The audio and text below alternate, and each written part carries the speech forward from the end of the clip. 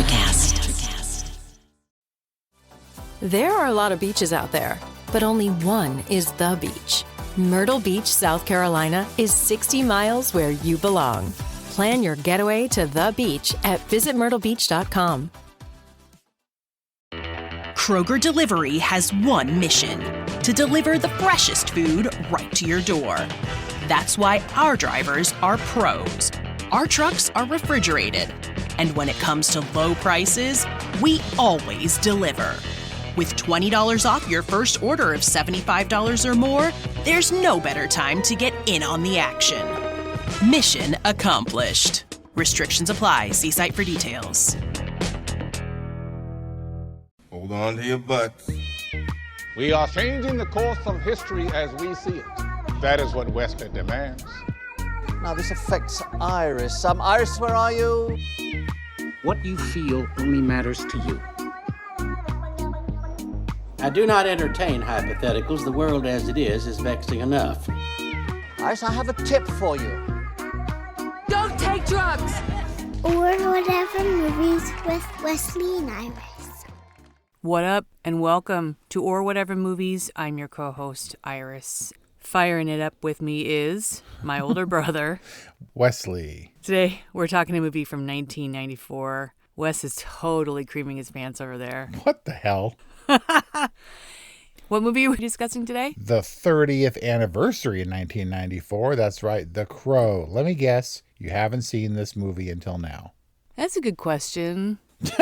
I just associate The Crow with you because you're like obsessed with this movie. I'm not. And I think I know why. Because of your resemblance to Brandon Lee. He is half Asian and half white, I think. I'm definitely not half white. But I have a vaguely The Crow hairstyle, which enabled me one year to be the Fat Crow wandering around Halloween. Did you do the full makeup and everything? I did the full makeup. I used an entire travel-sized thing of gel in my hair for that wet, stringy look. And Mom fashioned a jacket out of leftover black material. It was pretty janky, but in the dead of night, I have the same eyes and the same hair, so fine, just overweight.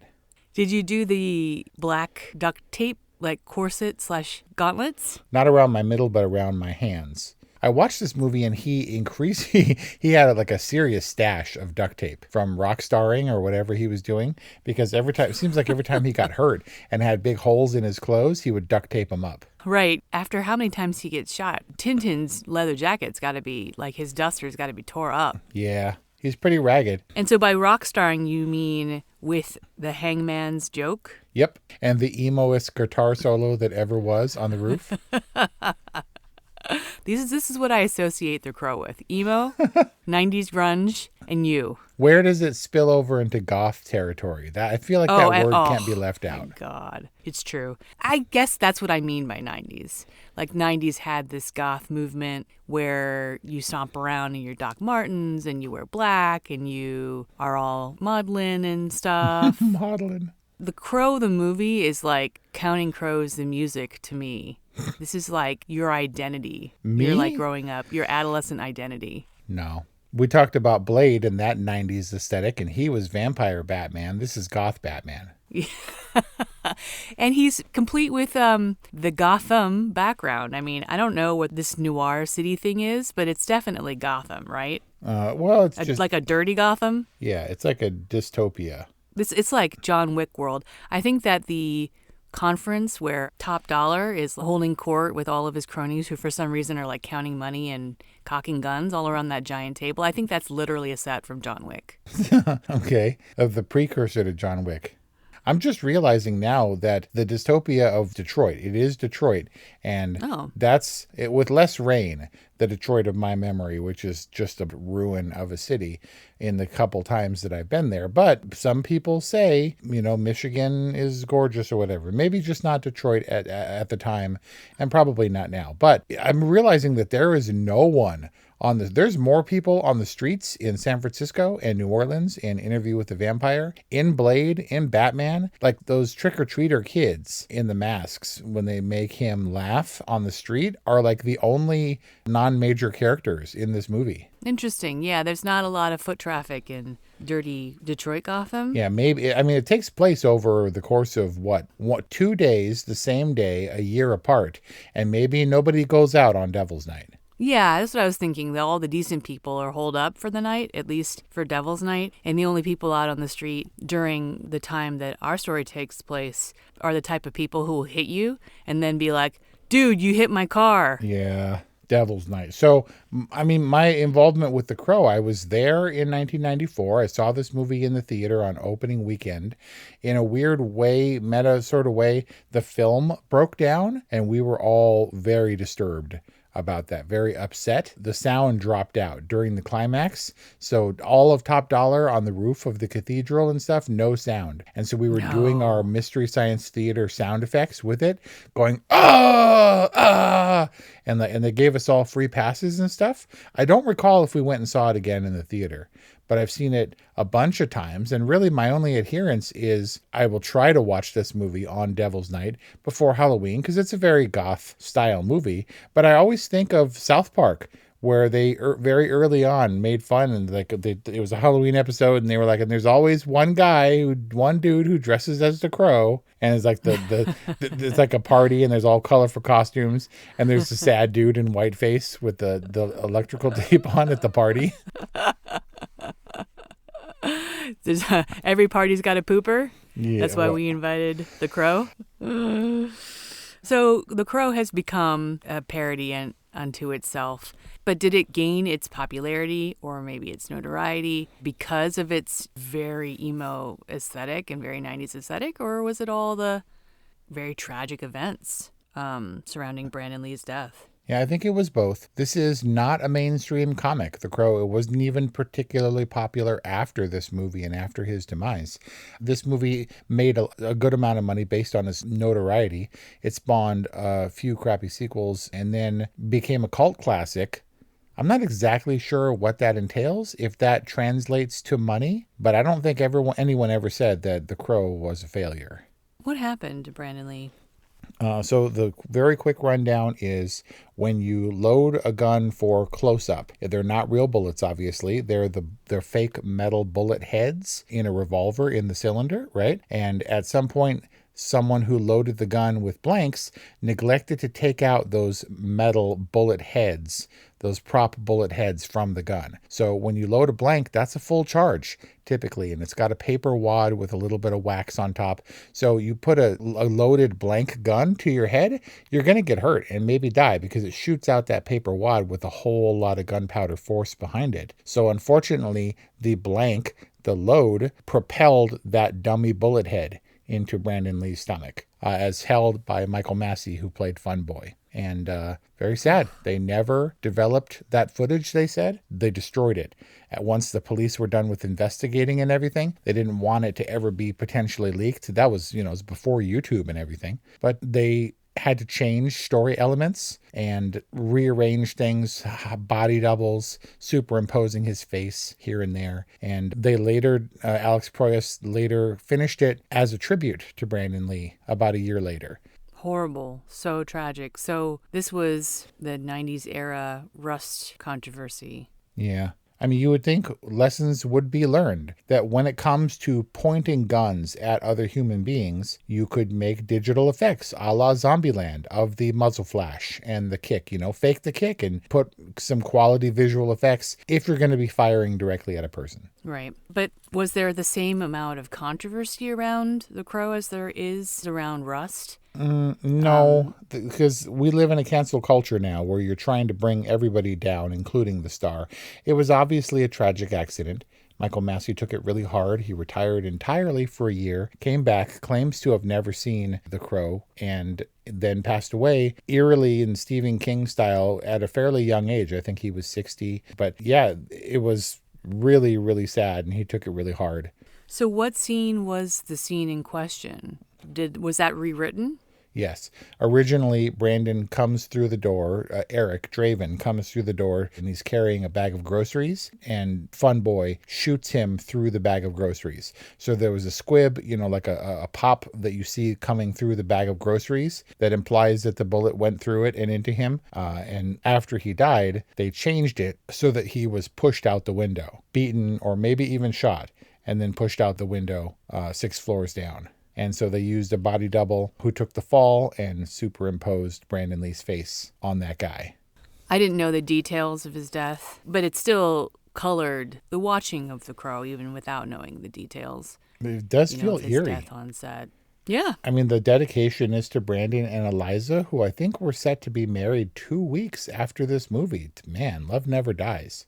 Wait, his real life fiance? Yeah. Dedicated to Brandon and Eliza. He died March 31st, I want to say. And I think their wedding was set for like April 15th. It just too closely parallels the Eric Shelley story. It's too close for comfort. Yeah, but it builds the legend and the mythology around this movie. I've always maintained that the personal lives of the people involved shouldn't have any reflection. It doesn't make a movie better or worse when it's so close and the circumstances are so tragic. And it's not like infidelity or drama between family or whatever. When someone dies tragically in a movie about dying tragically and then coming back for love, it kind of has to, it's just part of the fabric of this movie that's inescapable. And so I do feel like I have to look at this movie, hold to my own standards, and wonder, is The Crow a good movie on its own merits? That is the nut. That's what we're discussing here in this episode, which is part of our Halloween 2024 programming here at Or Whatever Movies. Is this a good movie? And that may seem dark, but it's definitely a Halloween movie. Well, Devil's Night, I mean, contextually, yeah, sure, it takes place, story-wise during that time. But good movie, you skirted the question. I'm asking the question. Did you know that Brandon Lee isn't the only casualty of The Crow? I feel some joke coming on. The graphic novel features a major character included in the movie, the Skull Cowboy, who is his sort of companion in the afterlife. He's the one who strips him of his power. He warns him that he fell prey to the same fate when he involved himself, when the Skull Cowboy involved himself in the affairs of the living. He's been allowed to return to exact his vengeance. Eric Draven has. But should he interfere with, he's trying to avoid Sarah and turn away and not interrupt her life or give her hope or whatever, then he defies the Skull Cowboy and says, that's your story, my story. This is what's most important to me, love, etc.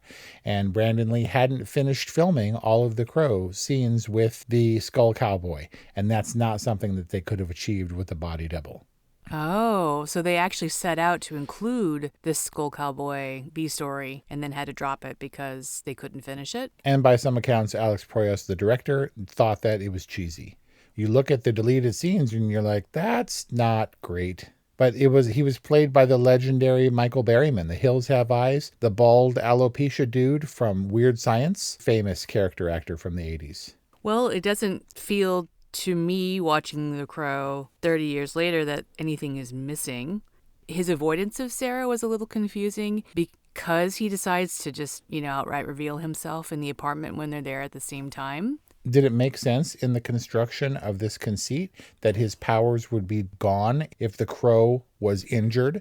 We didn't want to kill his Crow drone, right? Where he sees through the eyes of the Crow. We love the Crow. We don't want to see it die. It's not Hedwig or anything. Ooh, spoiler. But does that track for you okay? Like, oh, the Crow was injured and now Eric's powers are suddenly gone? Well, yes, and because of the very heavy-handed dialogue exchange between Sergeant Albrecht and Eric Draven, where he literally says, "Hey, I thought you were immortal." And he's like, "I was, but I'm not anymore." And then I was like, okay, well, that's pretty clear. Leads me to this question. Is Eric alive? Because he was dead and thus couldn't be hurt. But then that power goes away, if you can call it that, and he can be hurt. What happens if he gets too hurt? Does he die again? Is he alive? Yeah, he like double dies. What movie did we watch recently where like double dying is the is like the ultimate fear? Oh, Beetlejuice. Yeah. You can double die, and that's bad news. Double poster quote. So, yes, I guess he could die. I don't know that that would be any more tragic than him expiring, which I assume was going to happen at the end of Devil's Night anyway. I mean, it wasn't like he was going to haunt the earth or, be in this purgatory forever, right? He wanted to return to Shelley or whatever. Yeah, he rallied after he got run through with the sword. Then they help him downstairs and he's still hurt, but then they laugh. And then he crawls back to his grave and Shelley comes for him and that's all nice. But yeah, I assume his tenure was at an end. Is that what happens? Does Shelley come for him? And would she not have come for him had he not kind of achieved his mission? Had he not avenged their deaths? Shelley was the light. He was in this purgatory of revenge, of vengeance. And then when it's time to go back, instead of him going towards the light comes toward him. Okay, that's poetic. Love conquers all. I get it. Yeah, I find myself in the strange position of not adoring this film. It's not one of my favorite films. It's got really good things about it.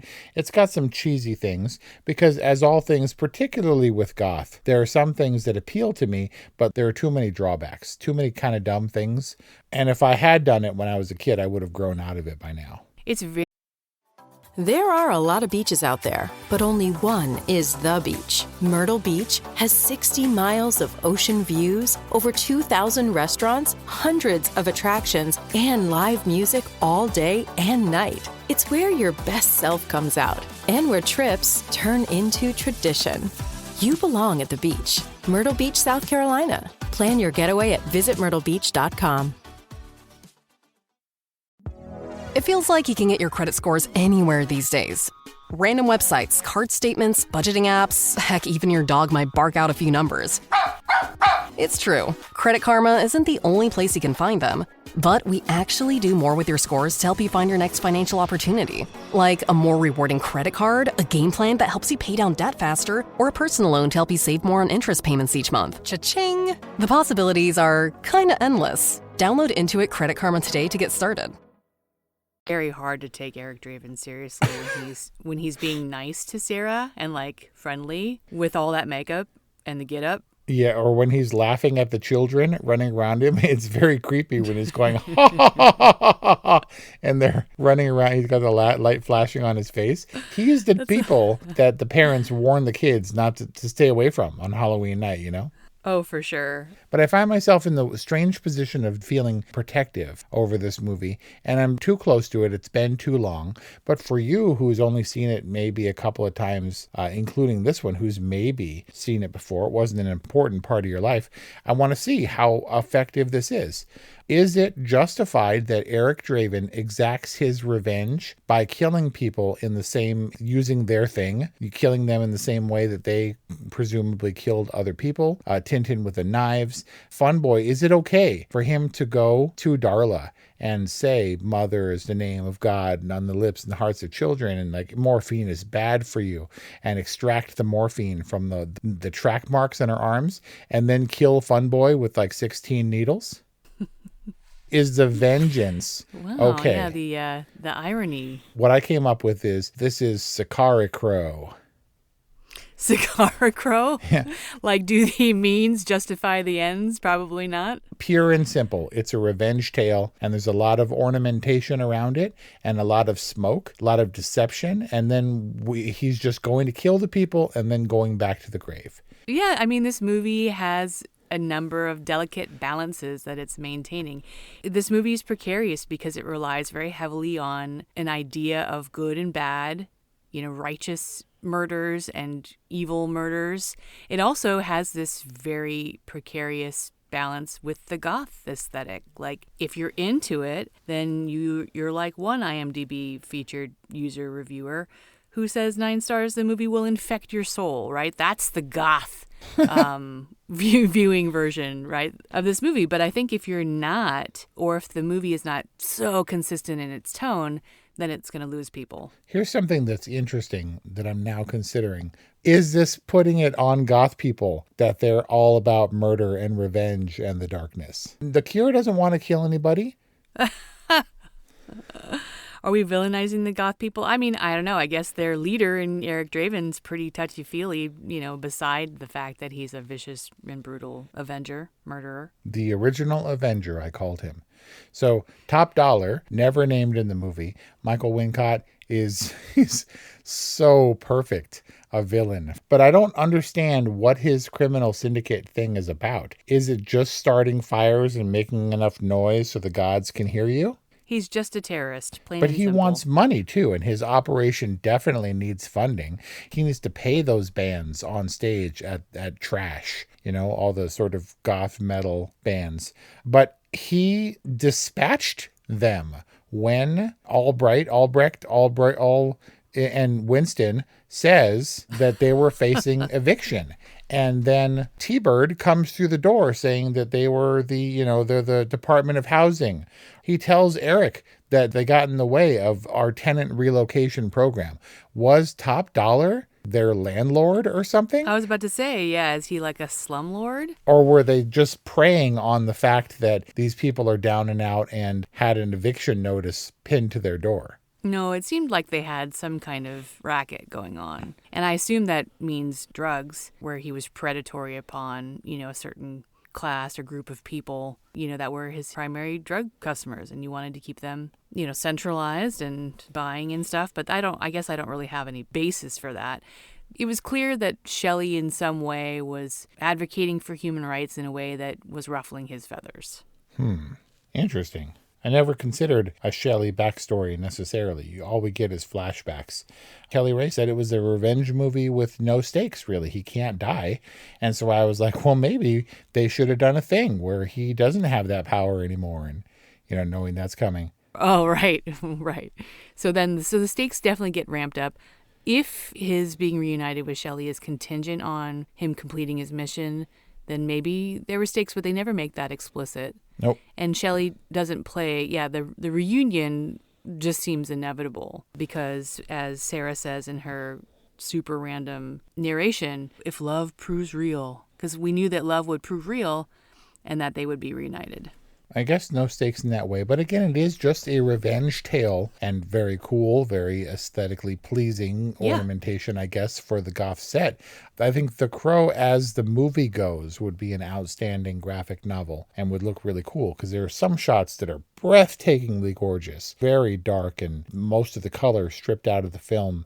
But it is a little bit silly when you have these sort of simple characters, storylines that you have to make into a larger universe where you have the Candyman as like the henchman with the guns and Ling Bai or Bai Ling, who I cannot stand the sight of in this movie, next to Michael Wincott as Top Dollar, like the best goth villain ever. And then she's so silly. Kelly's contribution to this episode, she goes and tries to get the crow, and the crow pecks her eyes out and she falls to her doom. And Kelly Ray says, she didn't see that coming. So glad she died. And it was the creepy angle, but it was also, she felt very out of place in this movie. She feels out of place and silly? I mean, isn't her perfect parallel corollary in the Eric Draven Crow character? Her character was there to be naked and to be sexy and dark, and she has this mystic connection with the other world. She understands Eric's power and the crow, the source of his power and his link to the other side. But she read as funny to me, and she wasn't supposed to be. Remember when she said they were talking about the fires and she was like, I like the pretty lights, and everyone laughed. And she got a look on her face like, why are they laughing at me? The perfect representation of that character. She wasn't like Skank. Skank was purely for comic relief. And her character was funny and silly, but wasn't meant to be. Whereas Ernie Hudson was just Winston. Yeah, Sergeant Zedmore. He has experience with ghosts.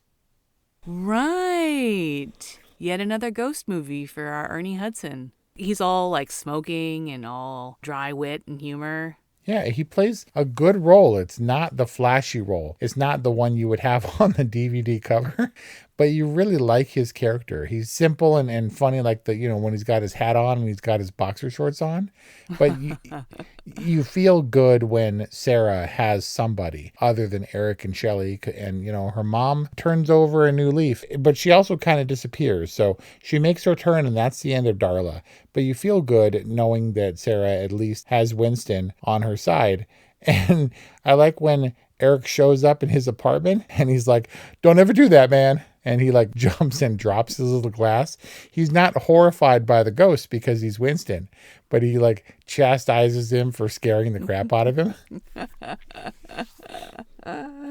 He has a couple of great comedic moments where he's like, knew he was going to do that. And that's what bugs him about Draven's appearances. Yeah, it's the inconvenience of he's too old for this shit. Right, which is a trope that is explored in lots of other films. And in lots of our other discussions. Do you know why? Why? Because Ernie Hudson is exactly my age in this movie when he filmed The Crow. You mean elder statesman Ernie Hudson with Ghostbusters behind him? And obscurity and Woody Harrelson movies in front of him? Yeah, and other Ghostbusters movies ahead of him. Oh, yeah. But he's rich and buff in those movies, so. Oh, and you're not rich and buff? No. How does that make you feel, Wes? I like knowing that I still have something ahead of me to look forward to, but I may be just a little bit behind. And by what you have to look forward to, is that Ghostbusters 6, 7, and 8? I'm just going to run that one into the ground. Thankfully, they've never run The Crow into the ground. What do you mean? There's how many spin-offs and sequels and remakes have there been? There was a TV show in the 90s, and then there was The Crow City of Angels, which is as far as I went. I saw The Crow City of Angels. I was like, that was a thing. Never saw it again. There was The Crow Stairway to Heaven, and there was The Crow Wicked Prayer with Edward Furlong. What about Salvation? I think that was a TV show. What about The Crow 2024? The what? What about The Crow 2024? Like discussing it right now in 2024, the original Crow? No, the Bill Skarsgård Crow. I don't know what you're talking about. What? Are you being daft? The Bill Skarsgård Crow from 2024. Soulmates Eric and Shelley are brutally murdered. Given a chance to save the love of his life, Eric must sacrifice himself and traverse the worlds. Yeah, living I don't know. in the dead, seeking. You haven't seen this? I don't know what you're talking about. If there's a movie for 2024, The Crow, then I knew all about it or whatever, and saw the trailer and it was horrible, and I refused to see it, I blocked all that out because it seems disrespectful. There have been multiple Crow sequels, iterations. The TV show, 3 movies in the 90s, and I didn't feel those were disrespectful. Believe me, if a Bill Skarsgård Crow movie came along in 2024, I would look at it and be like, that's disrespectful, and then refuse to see it. Like I said, I'm protective over this movie. Wow. You're more than protective about this film. I think it's pathological. But I don't love this movie. Or maybe I love it so much that I hate it. I don't know. You love it so much that you're in denial about your love for it, and so much so that you are actively denying the existence of The Crow 2024. I don't know what you're talking about. I thought that was your motivation for wanting to cover it, to segue into, covering this other. You love Bill Skarsgård. I don't even know what you're talking about. We're talking about The Crow in 1994 because it's celebrating its 30th anniversary. Brandon Lee would be he'd be like 60 now. All right. And we're honoring that as a Halloween, as frankly, a softball Halloween entry. We're going with slightly friendlier fare, maybe tickling some nostalgia a little bit. And it's not like it's not a nostalgia that I luxuriate in. It's a nostalgia that brings back all of the uncomfortableness, the awkwardness of being 14 when this movie came out. It's like all of the awkwardness of being like a goth emo kid in the 90s, which is not all bad. But it's not particularly good either. Here's what I love about The Crow. He feels the things. There are the silly moments where he makes jokes, quite literally, where he's laughing, cackling, doing funny faces, being lovely Brandon Lee, who by all accounts was very chill and gentle. And then he embarks on this journey of revenge and darkness. But man, when he finds Shelley's ring in the box of discarded rings, each one representing a life, you feel the pain. Like he hunches over in pain. When he gets Albright's visions from his head, you can see the pain that he goes through. He wears all of that pain and emo-ness on his sleeve, which I think is really important. He's not a Terminator. He's not unfeeling. He is the Jesus of the emo set. I don't know that does that totally work? I'm going to stick with it. I mean, well, and maybe that's something he's aware of. I definitely filed that joke away for future use. Jesus, he walks into the hotel with 3 nails.